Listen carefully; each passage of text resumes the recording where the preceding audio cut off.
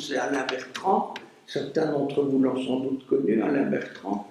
C'était un merveilleux auteur lui-même, et c'était potentiellement un éditeur remarquable. Il avait d'ailleurs dirigé plusieurs collections chez plusieurs éditeurs belges, à des périodes différentes. Mais nous voilà en 2011. Nous décidons, Alain et moi, à la demande d'Olivier Weyrich, de créer une collection de littérature pour Weyrich. Parfois on a des coups de folie comme ça, on se prend pour Napoléon, nous on s'est pris pour des éditeurs. Alain en était sûrement un, et un remarquable, il savait, parce qu'en plus on se mêle de faire de la réédition, c'est-à-dire qu'on fait travailler l'auteur. Alors Alain c'était un professeur, il avait un talent pédagogique fou, surtout avec les auteurs. Alors, moi, je l'avais subi avec bonheur comme directeur de collection quand j'avais écrit mon Apollinaire, Apollinaire en Ardennes, La forêt d'Apollinaire, qui avait paru chez Corum. Et le directeur de collection, moi, je ne connaissais pas, je connaissais l'éditeur de Corum, mais pas son directeur de collection. Et il me donne rendez-vous à Bastogne, il habitait à Bastogne. Je reviens à André-Joseph, hein, je n'oublie pas. Et voilà, donc, Alain Bertrand qui me dit, voilà, bon, c'est pas mal votre roman, je ne sais pas, c'est comme ça qu'on s'est connus, et qu'on s'est un peu adoubé comme frères adoptifs mutuellement. Ça se passe donc à la fin du XXe siècle. On est encore à 12 ans de 2011. Hein. Rassurez-vous, je vais aller très vite. Promis. Mais ne partez pas parce que Saint-Nicolas, bon, enfin vous avez compris. C'est un bon moyen, cher président, pour que les gens ne fichent pas le temps avant la fin, sous prétexte qu'ils ont un train, une maîtresse, enfin, je ne sais pas. Et donc, on était en... Carnerac n'écoutait pas. Oui, pardon, j'ai des profs en première vie, donc... Bastogne. À Bastogne, à la toute fin du XXe siècle, et je rencontre Alain Bertrand. Comme parfois on tombe en amour, on tombe en amitié, on continue à nourrir notre petite bibliographie chacun, et puis on a des projets d'écriture ensemble, etc., etc. Et puis voilà ce projet d'édition en 2011. Ça se passe non plus à Bastogne, mais à Neufchâteau. C'est loin de Bruxelles. Pendant longtemps, on a considéré notre aventure éditoriale comme un machin ardennais, des paysans qui écrivent avec leurs orteils gauches. Des caricatures à peine, hein, pour certains. En tout cas, pour ces gens de la presse, je caricature à peine. Bon. Alors, nous sortons les 3 premiers titres de la collection. C'était donc il y a 12 ans révolu. Bernard Gueur, Armel Job, et un premier roman d'un écrivain qui n'était connu à l'époque que comme poète, un bon poète, il avait connu quelques nouvelles, mais il n'avait encore écrit aucun roman, Frédéric Sanet. Voilà. Armel Job, c'était une réédition, mais avec un ajout. Je vous avoue qu'on arrivera bientôt au 100e titre de la collection. Voilà un tout nouveau. C'est Michel Lambert, Sosie de l'amour. C'est 12 nouvelles extraites de 10 recueils différents. Il y a une postface, enfin un ajout, en l'occurrence, une interview de Michel Lambert, grand spécialiste de la nouvelle, comme vous savez, et il y a donc cet ajout.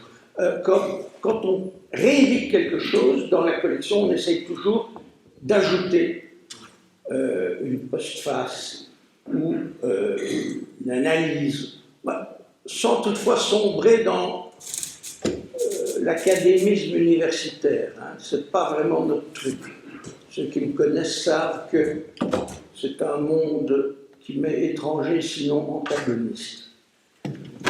Alors, les 3 premiers titres, donc je viens de vous dire, un écrivain confirmé, une jeune plume, inédite, et puis une réédition. C'était un peu notre plan, mais on n'avait pas fait une étude de marché. Hein. C'est pas vraiment notre truc, les études de marché. On n'avait pas de plan com non plus. On avait notre goût purement subjectif et notre cœur et notre passion pour faire des livres. Faire les livres des autres aussi. Leur permettre d'acquérir cette 3e dimension. C'est un peu ingrat, je ne vous cache pas parfois, mais soit. C'est passionnant, toujours. Et donc, Alain et moi avons sorti, avec évidemment la logistique de Olivier Weyrich, on a sorti 6 à 8 titres, bon an, mal an. Hélas, en 2014, Alain Bertrand fait un sale coup, il fout le camp au milieu de la nuit à l'âge de 55 ans. Bon.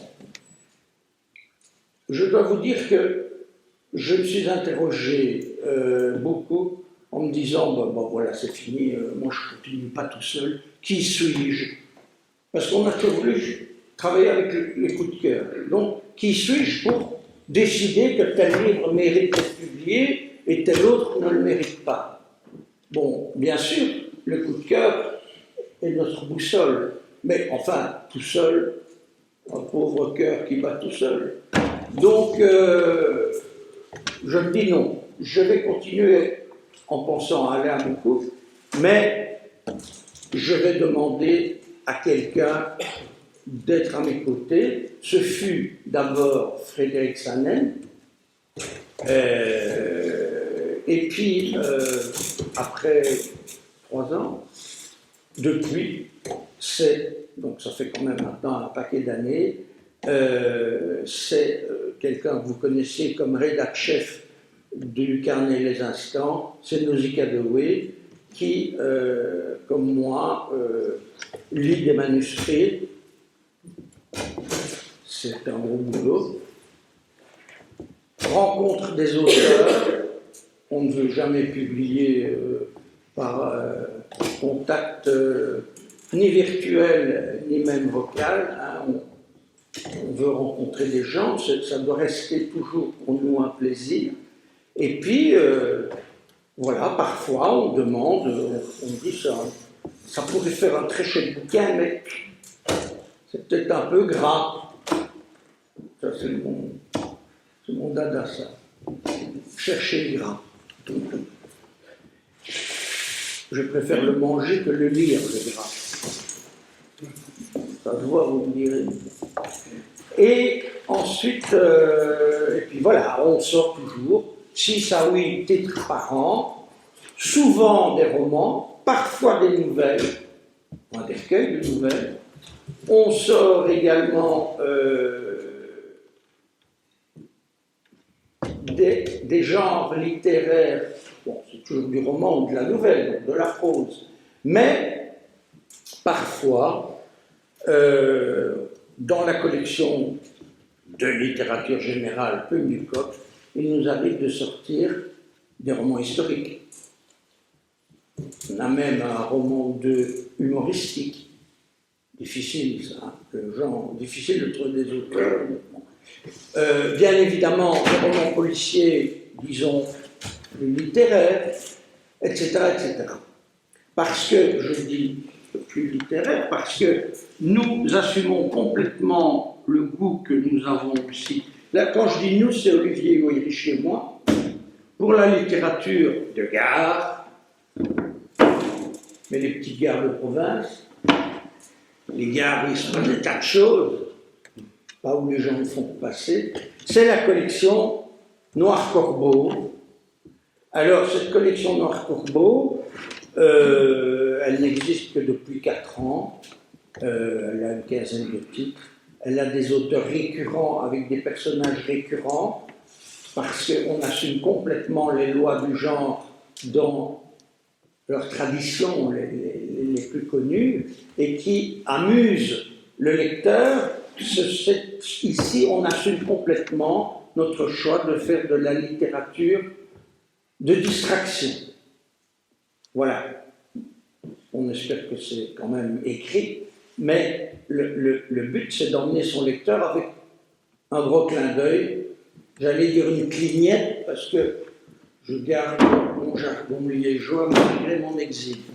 Alors, revenons, et puis je vous céderai la parole et les questions si vous en avez, avant de vous distribuer les petits cadeaux. Alain, Bertrand et moi avions quand même une idée que nous prenions au sérieux et que nous continuons à prendre au sérieux, nous y calmons. C'est de ne pas faire ce que les autres font déjà. Alors, si votre manuscrit se passe, ou votre imaginaire romanesque se passe à New York ou à Santiago du Chili, tant mieux pour vous, ça vous fait voyager, mais ça ne nous intéresse pas. Sauf évidemment, si c'est un passé new-yorkais ou un futur chilien, bien évidemment, ça nous intéresse. Surtout, nous ne voulions pas creuser le sillon de la littérature régionaliste. Bien que je n'en pense pas que du mal, comme certains, au contraire. Mais nous voulions assumer nos racines et nos lignes d'horizon à nous, mais en regardant vers l'universalité, comme doit être, me semble-t-il, toute création littéraire, fût-ce en parlant de sa petite enfance à soi, et c'est en ça qu'on rejoint la transcendance de la création littéraire et de l'humain, me semble-t-il. Bon, écoutez, vous avez tous lu au moins Jean Génaud, vous savez ce que c'est que, bon, hein, mais surtout les machins à la mode, avec le jargon virtuel, bon, c'est pas chez nous, vous l'avez compris sans doute en voyant, en écoutant le bon Tozur qui vous dit ces quelques mots, ça nous emmerde copieusement. On écrit, on publie des choses qui ont l'orgueil et la prétention démesurée de toucher à la vraie littérature, en tout cas avec cette collection Plume du Coq. Le petit clin d'œil, le nom de la collection Plume du Coq, vous avez sans doute, pour ceux qui ont connu le roman de Conrad de Tré, Les Plumes du Coq, vous avez compris la clignette du nom de la collection. Ça veut dire que nous avons publié tous les genres de la prose, enfin les sous-genres de la prose. Nous avons publié en une petite centaine, on est à 90 et quelques. Hein. Je me trompe chaque fois dans mon décompte, une petite centaine. On vient encore de publier 2 titres là tout récemment. Xavier Anotte, qui après 16 ans nous avait laissé dans le questionnement de son beau personnage, Barthélemy Dussert, le flic traducteur littéraire et passionné de poésie. Eh bien, si vous lisez ça, vous saurez qu'enfin il a conclu avec son agent policière favori, la petite Trintje. Donc ça, c'est très bruxellaire. Hein. Donc, qu'on ne me dise pas que je fais seulement dans le corps wallon, pas vraiment mon truc, le régionalisme étroit. Par contre, la chose enracinée, la vraie culture enracinée, ça nous intéresse, même quand on a publié parfois, je ne sais pas, Michel Host, Parisien et Bourguignon, qui, d'ailleurs un ancien prix Goncourt, on a publié des nouvelles de Michel Host, parce qu'il y avait un lien, parfois un peu ténu, il y a des romans qui se passent partiellement en Sicile, etc. Et quant à Michel Lambert, si vous connaissez le merveilleux nouvelliste qu'est Michel Lambert, vous savez que lui, il ne fait pas du tout dans l'enracinement de bazar. Hein. C'est de la littérature avec une grande majuscule en caractère gothique au moins, parce qu'il y a plus de floches. Voilà, j'ai parlé déjà beaucoup trop longtemps, même si je n'ai pas dépassé, Monsieur le Président, mon quota. Je suis à votre disposition pour vous distribuer des catalogues, mais ce n'est que partiel. C'est un petit accordéon de la dernière fois du livre. J'en ai plus beaucoup, donc je les mets à votre disposition, vous pouvez les prendre. Mais comme j'avais plus assez de catalogues, je me suis dit que vous ne verriez pas trop d'inconvénients à, au lieu d'emporter un catalogue, eh ben, d'emporter un bouquin, puisqu'il y a la liste des auteurs. Évidemment, comme j'ai mis quand même pas mes nouveautés comme ces deux-là, je les reprends. Tout n'est pas complet. Mais enfin, écoutez, moi, je ne sais pas ce que c'est, mais vous savez très bien. Il suffit de taper sur un moteur de recherche, vous voyez l'édition, et vous avez tout le catalogue, des machins qui sortent de l'écran, une machine de café qui vous sert quelque chose, enfin bref, moi j'ai pas tout ça. Voilà, Monsieur le Président, j'ai respecté ma parole.